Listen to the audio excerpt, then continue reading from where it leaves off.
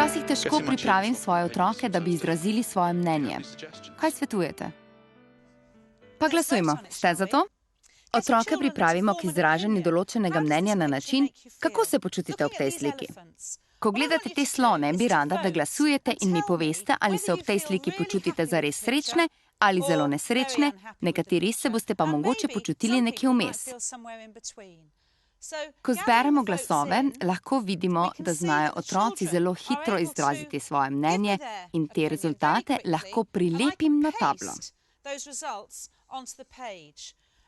Torej, tukaj imam 5 otrok, ki se ob sliki počutijo zelo nesrečne, 4 otroke, ki se ob sliki počutijo srečne, nekaj pa jih je vmes in se ne morejo odločiti ne za eno, ne za drugo. Dobljene rezultate bom dala na naslednjo stran. Tu pa imamo predlogo, ki sem jo pripravila, da pomaga otrokom osredotočiti se na vprašanje živali v ujetništvu.